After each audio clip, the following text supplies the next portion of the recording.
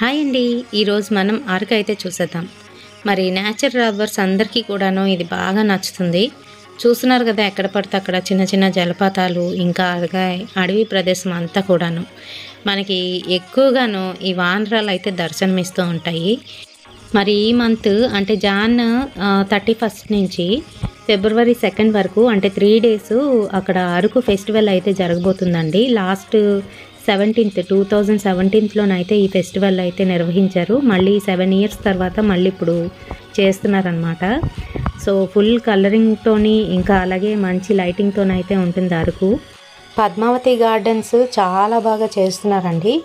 మేము వెళ్ళిన రోజు అయితే అది ఇంకా ఓపెన్ చేయలేదు. మొత్తం గార్డెనింగ్ అంతా కూడా చేసి నీట్గానైతే అక్కడ అరేంజ్ చేస్తున్నారు. ఎందుకంటే ఫ్లవర్ షో జరుగుతుంది అక్కడ. Coffee factory, art and craft museum, ఇంకా అలాగే అవన్నీ కూడా అక్కడ ఉన్నవన్నీ కూడాను చాలా నీట్గానైతే చేస్తున్నారు. బట్ వెళ్ళిన వాళ్ళకి సదుపాయాలు అయితే అది కొంచెం తక్కువే అని చెప్పుకోవాలి. అండ్ మధ్యలోని మనకి సుంకరమెట్ట దగ్గర వుడెన్ బ్రిడ్జ్ అనేది ఏర్పాటు చేశారు కదా. సో ఆ వుడెన్ బ్రిడ్జ్ దగ్గర కూడా ఏంటంటే పర్ పర్సన్ 50 రూపీస్ అయితే ఛార్జ్ చేస్తున్నారు. ఆంధ్ర ఊటీ అని, మళ్ళీ ఆంధ్ర కాశ్మీర్ అని దీనికైతే పేరు అయితే ఉందండి. అలానే ఉంది, చాలా చల్లగానైతే ఉంటుంది, బాగానే ఉంటుంది. కానీ జనాలు ఎక్కువైపోవడం వలన అక్కడ కూడా క్లైమేట్ చేంజ్ అయిపోద్దేమో అని భయం వేస్తుంది. అండ్ అలాగే 31 నుంచి 2 ఫిబ్రవరి వరకు అయ్యే ఈ 3 డేస్ ఫెస్టివల్లోని నో ప్లాస్టిక్ అనేది మీరు ఎవరైతే పర్యాటకులు ఉన్నారో వాళ్ళు పట్టుకెళ్ళడానికి వీల్లేదు. అండ్ ప్లాస్టిక్ ఫ్రీ ఉంచాలని, అక్కడ పర్యావరణాన్ని కాపాడాలని గవర్నమెంట్ ప్లాస్టిక్ బ్యాన్ చేసిందండి. అక్కడ 3 డేస్ ఖచ్చితంగానైతే చూస్తారు. సో ఎవరైతే వెళ్దాం అనుకుంటున్నారో మీతోని పాటుగా వాటర్ బాటిల్స్ కానీ అలాంటివి క్యారీ చేయకండి. అండ్ మేమైతే పైకి అయితే వెళ్తున్నాము. నాకు అక్కడ సుంకరమెట్ట ఘాట్ దగ్గరే ఇంచుమించుగా 45 మినిట్స్ వేస్ట్ అయిపోయిందండి. ఎందుకంటే అక్కడ ట్రాఫిక్ అనేది చాలా స్లో అయిపోయింది. ఆ వుడెన్ బ్రిడ్జ్ దగ్గరికి వెళ్ళడం కోసం చాలామంది అక్కడే పార్క్ చేసేస్తున్నారు.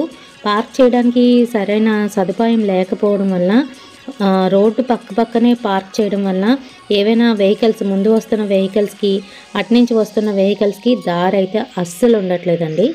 ఇది కూడా గుర్తుపెట్టుకోండి. అండ్ చూస్తున్నారు కదా, ఇప్పుడైతే మేము ఆర్ట్ అండ్ క్రాఫ్ట్ మ్యూజియంలోకి అయితే వచ్చేసామన్నమాట. మరి ఇక్కడ చాలా మంచి ప్రైజెస్లోని లక్క బొమ్మలు, ఇంకా అలాగే ఎన్నో రకాల వెరైటీస్ అయితే దొరుకుతున్నాయి. మేము కూడా కొన్ని తీసుకున్నామండి.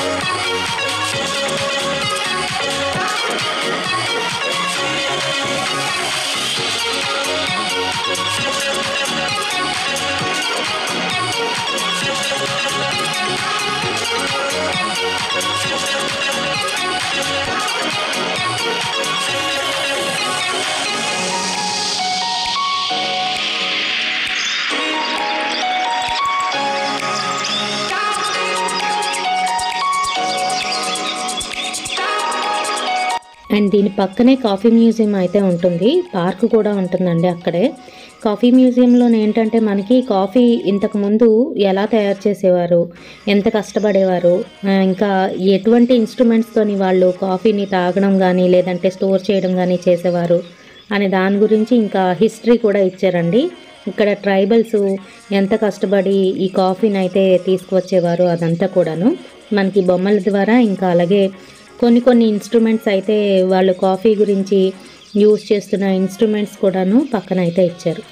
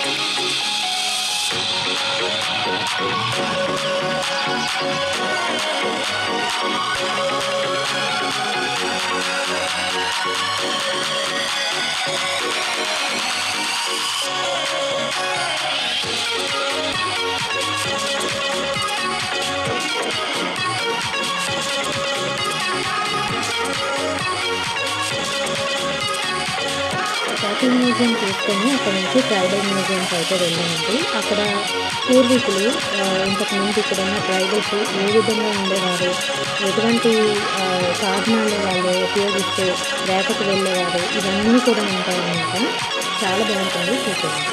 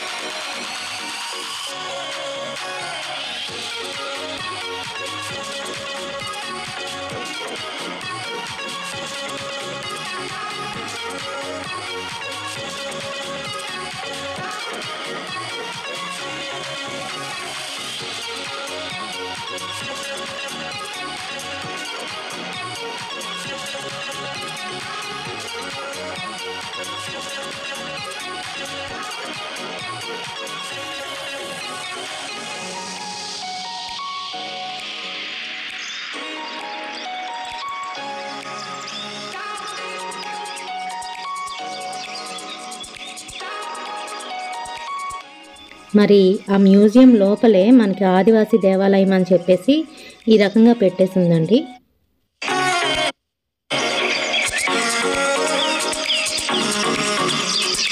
మరి ఫస్ట్ ఫ్లోర్లోని మనకి వాళ్ళకి అక్కడ ఏంటంటే పండుతూ ఉంటాయి, వాళ్ళు ఎలా సేకరించి తెచ్చుకుంటారు, ఇవన్నీ కూడా ఇక్కడైతే కనిపిస్తాయండి.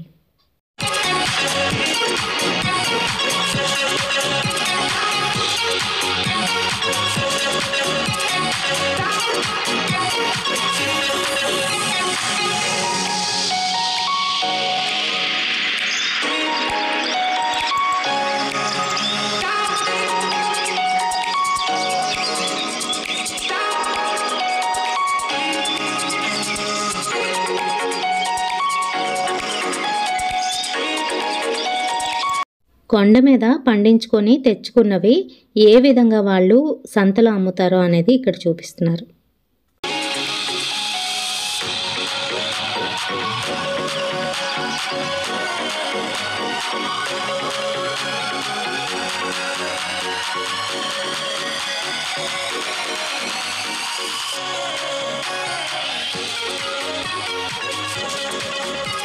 వాళ్ళ ఆచార వ్యవహారాలు ఏ విధంగా ఉంటాయి, పెళ్ళి ఏ విధంగా చేస్తారో అనేది ఇక్కడ కనిపిస్తుంది.